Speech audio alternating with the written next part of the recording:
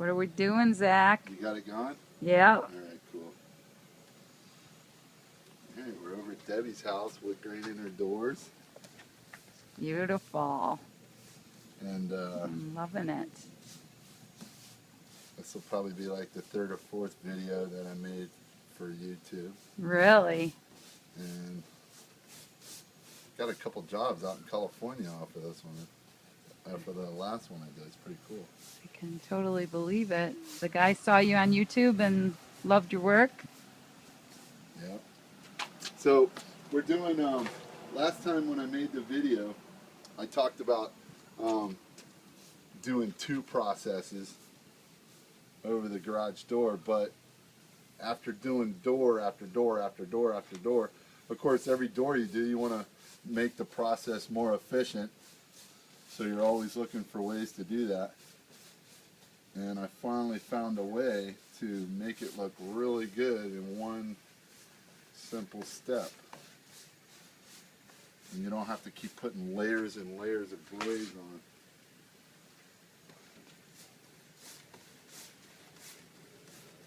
So how long does this last? Well, I'd like to say Forever, right? forever.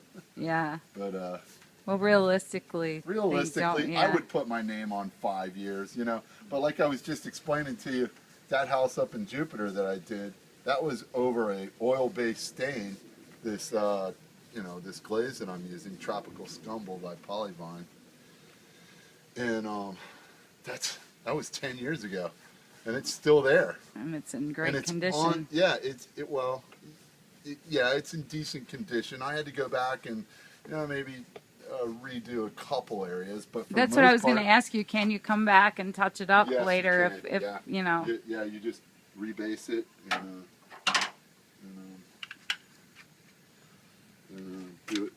do the little section over. But for the most part, it held up really good for like 10 years. It's still there, and it's right on the intercoastal too, so it gets that brutal saltwater treatment beaten on it. And I didn't even put a clear coat on it. So. Then that's what I was going to ask you. Would you come back and touch it up and then put another clear coat on it after 5 years, 10 years? I mean, depending on how it wears? Yeah, it depends on what the issue is, if there is any issues, you know. Mm-hmm. If the issue's with the clear, then, yeah, you know, you just to brighten it up, I was thinking. Yeah, shoot another clear over the top of it. And I'm talking so much, I lose my... I got the little patterns in my head how I want to do them. But yeah, if the issue's with the clear, you just, you know, shoot another clear on. If there's a color issue, then you might want to overglaze it. Put a fresh, you know, thin glaze over the top of it, and then it'll look all nice and fresh and brand new. And then, of course, if you do overglaze it, you stick a Doesn't it look fabulous? We have a neighbor in our video. We're videoing Zach for YouTube. So you can ask questions too. Isn't it beautiful? It's 3 phases, right, Zach? Well, yeah, base coat, glaze, and clear coat. Yep. So, depending on the color of wood you want, depends on the base you use? Yeah, well, pretty much. I mean, my base coats are pretty universal, you know. I don't get... I either use this or like a pumpkin brown, you know, or a pumpkin orange, a brownish orange for like darker woods. Or if there's like a you know, a real rich red mahogany, dark, almost black look, then we use like a wine red for a base coat. We all want Zach to do our... We're doing our garage door and main door. Looks wonderful. Nancy's here on the other side, yeah. Hey, thanks for the cuttings. Oh, the flowers. Yeah, they smell good, Don't they? Oh my God. What is it called? Stephanosis. Stephanosis. So ask Zach questions because we're a YouTube video. We're doing. You are a true artist. Oh, thank you. Isn't he? How long have you been doing this? Since garage doors, since like around 2000. So I guess that would be around 13 years to do that. Very good. Well, I'm off. All right. Training. You get clear coat tomorrow. It'll really pop. Yeah. Thank you. I love it. Thanks, Zach. No problem. Gorgeous. What do you think, Jim? Great. Doesn't it look like real wood?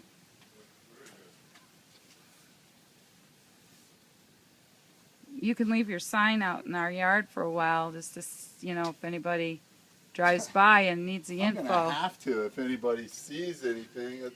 It was so dumb to have that thing made black. With little tiny letters on it, It was like, Yeah, just have a little sign. They're easy. You can get. it's like the worst way you could make a sign. I made it. Well, at least it has the information, so when Right, people yeah. drive by, they can. Put a spotlight on it. Exactly.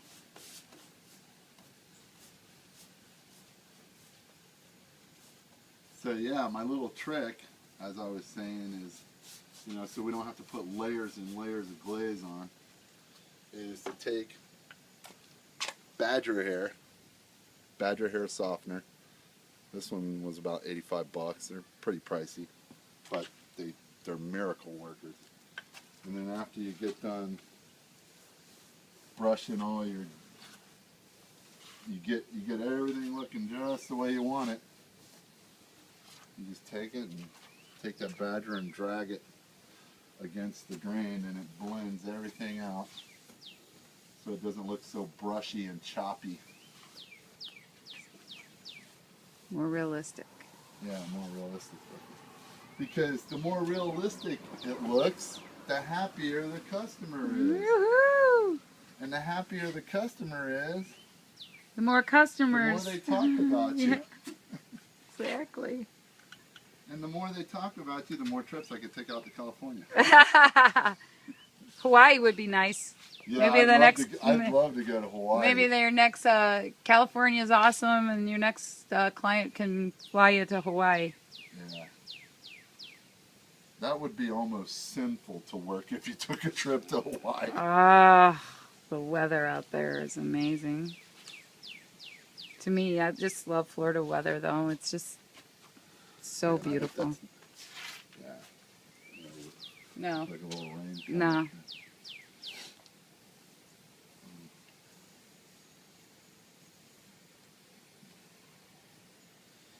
So if you're trying to practice this or do this at home, if you're doing the wood patterns, don't try too hard to create something. Just sort of let it go with it. If you sat there and just Yeah, yeah.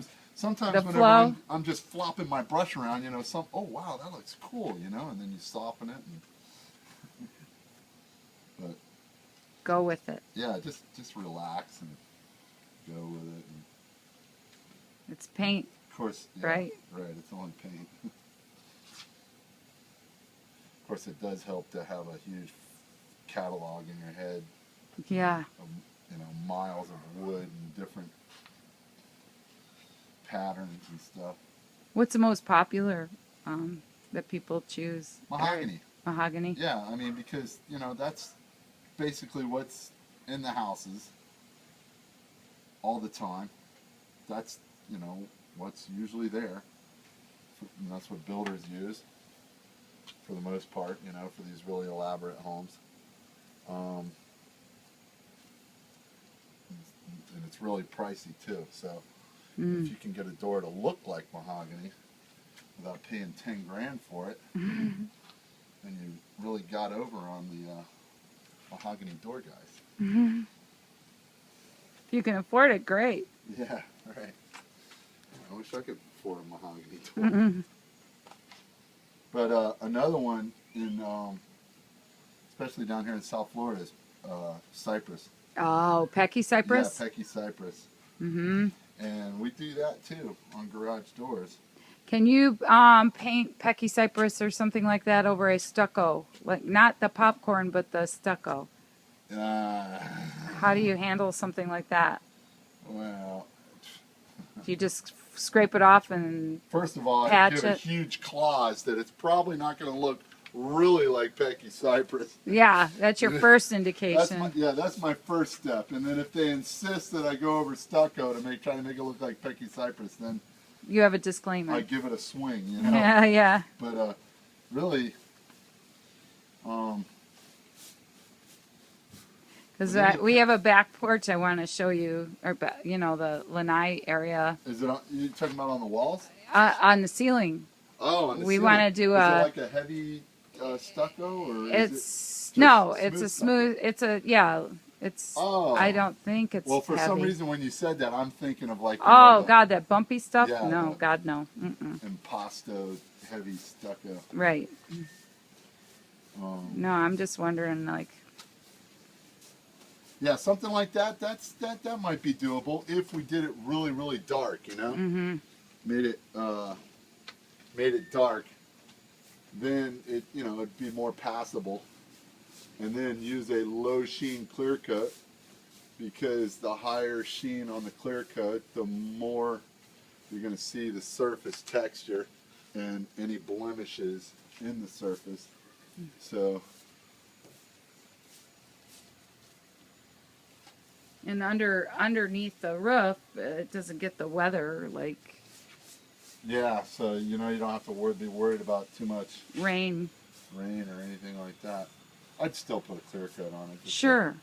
Especially when you live close to the salt water, This is beautiful. I keep all the brushes in my hands, Yeah. so I don't have to go looking for them, Whichever one I want to use at the time. It's right there. Keep your tools with you.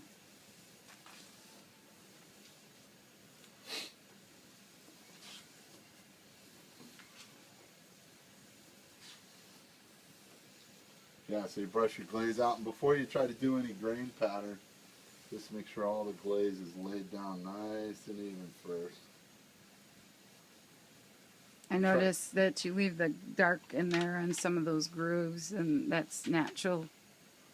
Yeah, sometimes, but for the most part, I'm trying to dig it out, Ah. If it's right in there, that's fine, right in there. But, you don't want big, heavy blotches of glaze. That's very unattractive. And Yeah, or drips. yeah, By using sags too and much. drips or anything like that. Yeah, those are the enemy. Mm.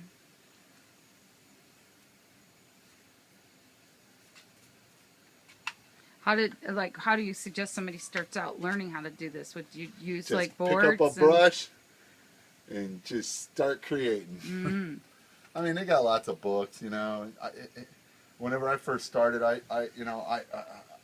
went crazy buying books and like asking questions and everything, but I never really got anywhere. I was trying too hard to do it like someone else was saying, So I just started doing my own thing and messing around in the shop and always looking for new ideas.